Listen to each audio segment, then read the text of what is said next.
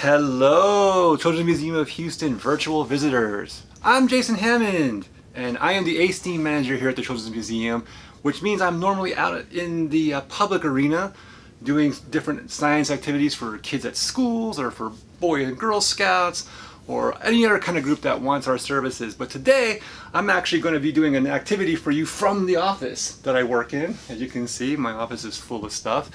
And this is a really fun activity that will help your kid or yourself do different things with literacy, science, math, whatever you want to do with it. It also can even be for emotional well-being, because we're going to be calling this a journal. You can call it a science journal, you can call it a thankful journal, you can call it whatever you want to call it, but you're going to make one today, and you're going to make it by sewing. And what we mean by that is you're actually going to take needle or thread or yarn or needle or however you want to do it, and you're going to take different sheets of paper and you're going to actually put it together yourself instead of just doing it by just grabbing a book or something like that. You're going to make your very own type of book. Okay? So you're going to need a few things. I'm going to tell you what you're going to need. You're going to go ahead and gather them up, and then we're going to go ahead and get started on how to make this wonderful journal. Now, you're going to need paper of some sort. If you look inside my journal here, I have white sheets of paper. It's regular old printing paper. But if you have different types, if you have construction paper, or if you have lined paper, or even graph paper, whatever paper you have, you're going to get 10 sheets of it, or more if you want. But 10 sheets is a pretty good journal, okay? Then you're going to want to get something for the covers of your journal. What I'm using is cardstock. Again, you can use whatever you have available for you. If you want to cover yours on the front and the back with, say, newspaper, or if you have like shopping bags that you can cut up into the size of paper and you want to use that, whatever you have, go ahead and use it. But you do want the covers to look slightly different than the inside so that you know, like, oh, this is my front page, this is my back page, these are my actual journal pages, okay? Then you're going to want to get something to bind them all together. I'm using binding clips, but you can use whatever you need to use. If you have paper clips, you can use it. If you have someone that can work on this with you and just hold it for you, that's fine as well. Just make sure that they don't get loose because you want all the pages to fit in one space, all right? Now, what's really cool about the journal that we're gonna make is we're gonna use all kinds of different tools for it. So some of the other materials you're gonna wanna get are a hammer, if you have one, a nail, if you have one. You're going to need scissors. Scissors always are good for cutting things. You're going to need yarn, or what we call skeins of thread. And you're going to need a needle. Because like you said, we're going to sew this, okay? So we're going to need a needle. All this other stuff I'll explain in a second, but these are the things you want to gather up. You're also going to want something cushiony, like this. Now, I made this. Actually, a gentleman named Fung made this. And what this does, it's going to cushion the blow as we hammer holes into the journal. Now, you may not have all this kind of foam stuff at home, but you can find something that would protect like your table or whatever if you're doing it inside. Now, you might be lucky enough to have like a mom or a dad or an uncle or an aunt that actually does woodworking, has a workbench in their garage and like that. Just go ahead and do it on the workbench then, because that's what those are for. You hammer into it, you do screw driving stuff with that. That's what the workbench is for, okay? So what you're gonna do is after you got everything stacked together, you're gonna go ahead and punch some holes into the journal. Now, I already started doing mine, so you won't have to watch me punch holes over and over and over again, but I'm gonna do one right now just to show you what I mean. Actually, I might do two. So, you got your hammer, you got your nail, you're just gonna hammer it in until it goes through, and then you're going to pull it out, and look, you have a hole. Pretty cool, huh? I'm going to do one more just so you can see it again. Yeah. Now, make sure you put your holes not too close to the edge, because if you get it too close to the edge, they'll tear through, and then you're going to have to probably tape it up or something, and you don't want to do that over and over again. So kind of get it into the meat of the paper, not so close to the edge, okay? Now, once you've done that, that's when you're gonna start to do the sewing part. And the sewing part's pretty easy if you know how to sew. And if you don't know how to sew, I'm going to teach you right now, and it'll become easier as you practice it and do it over and over again. Again, you don't have to make just one journal. You can make a couple of journals. You can make one journal to be your scientific journal. You can make one journal to be your thankful journal. You can make one journal to be your comic book journal. Whatever you want, okay? So practice makes perfect. I'll show you how we're going to do this. As you can see, I've already threaded my needle. And what I did was, I took the two ends of the threads and I tied them together to make like a loop, okay?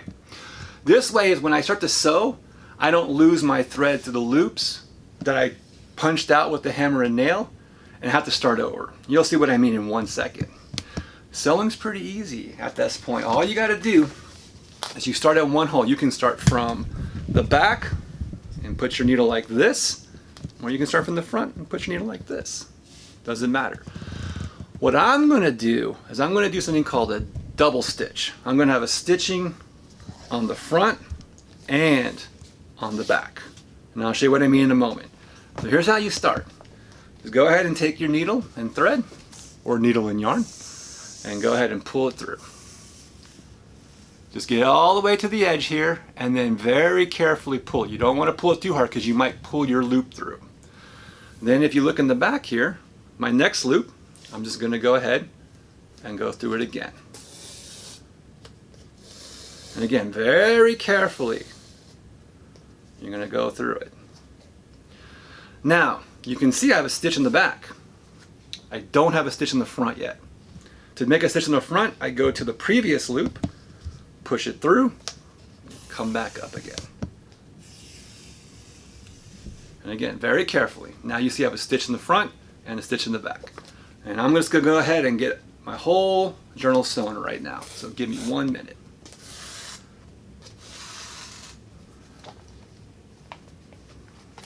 I've never sewn a journal standing up, so it's kind of interesting.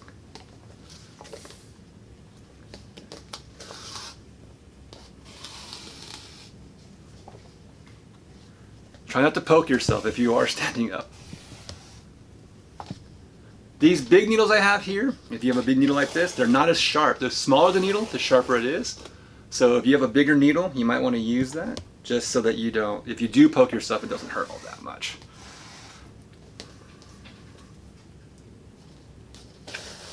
But always be careful when you're doing stuff like this. You don't want to poke yourself at all. It's also a good idea, maybe the first time you're making a journal, have a parent, uncle, aunt, grandparent with you. Oh, this is cool. Look what happened here. It got looped. You want to make sure that doesn't happen. So you have to pull that loop out and then you can pull it through. Now, as I was saying, just have someone with you so they can give you some guidance or be there in case anything happens. Standard way of doing things. But once you get good at it, then you can probably just do it on your own. Now I tend to like to do like about 10 holes. I actually made 12 this time. It just makes it much stronger when you're doing it. Much stronger.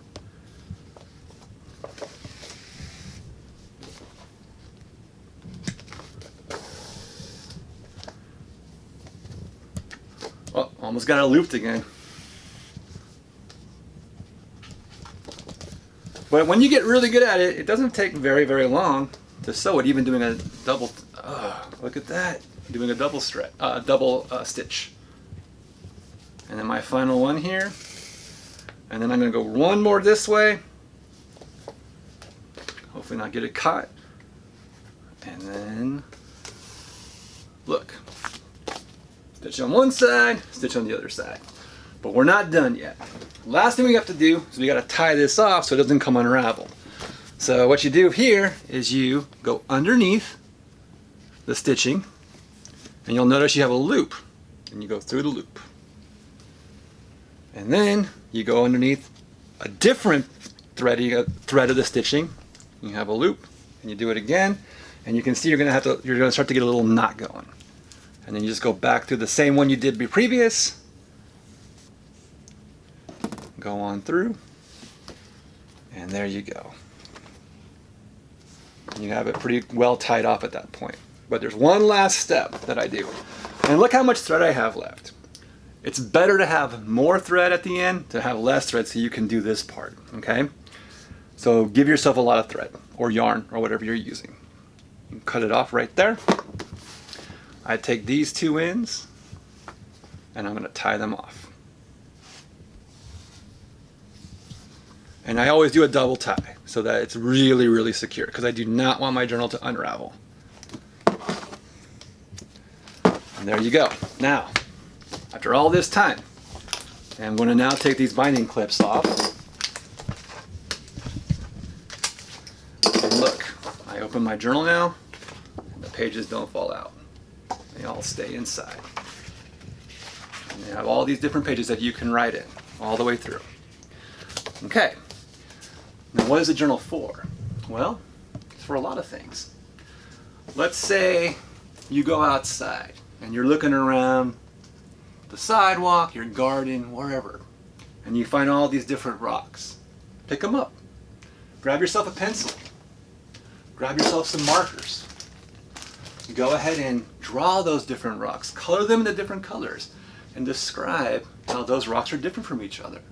That's what a journal's for, to make observations.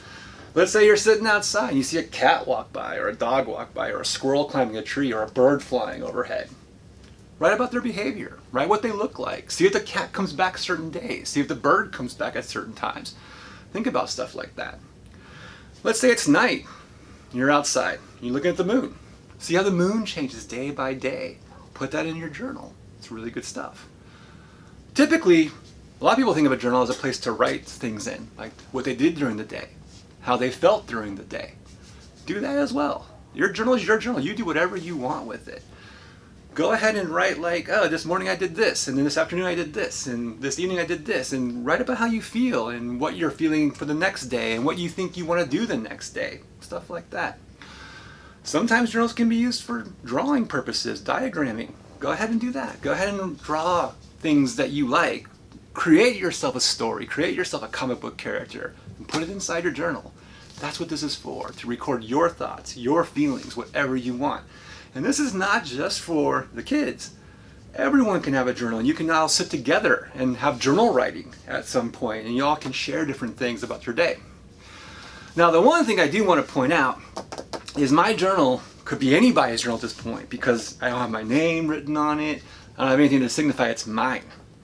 So what you're going to want to do after you're done sewing it together is go ahead and grab some markers or some scotch tape or some different types of tape you might have at home. Maybe some glue and some pieces of felt like this. And you can go ahead and glue like your initials on it, or you can draw something on it that signifies it's yours. If you want to be really adventurous, you can use your needle and thread and you can embroider like your name on it. Like, you know, cut punch holes just in the front sheet here. Don't punch it all the way through. Just punch it from here to here, and then you can sew that in and you can have your name sewed in like that. So decorating it is really, really fun part of the journal making process. Add a button to it. Put a button here or here or here, whatever you want to do. And then maybe you can add something that can close your journal so that no one else can get inside it to see what you have written. It's really fun stuff. Now, I'm aware that not everybody has needles and thread and all that kind of stuff. So there's other ways you can make the journal too. One really simple way is to use staples.